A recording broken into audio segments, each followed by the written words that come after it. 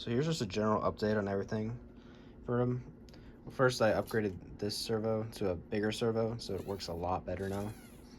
It can actually keep up. And every single servo is now connected and wired to their power supply and its controller. It's a little messy, but it works. And I fixed the wobble a little bit. When this goes up, it used to wobble a lot. It's better now, but once I added this Gen 2 arm, it kind of got worse.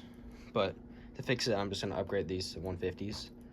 Well, it didn't get worse, it just came back. It didn't really, and the fixes I added didn't really do much anymore. And I added these so when it like falls this way, it doesn't put pressure on this, because before it would put pressure on this and just snap it, this metal piece, which surprisingly it didn't snap the plastic, it just snapped the metal rod. I don't know how it does that, but these help it now, and I don't have to worry about that happening anymore. Yeah.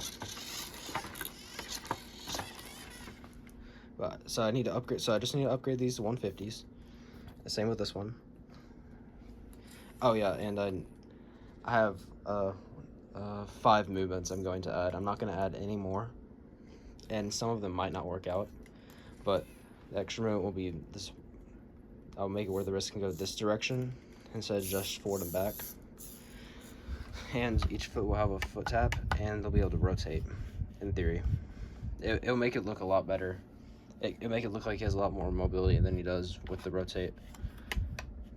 And yeah, that's about everything.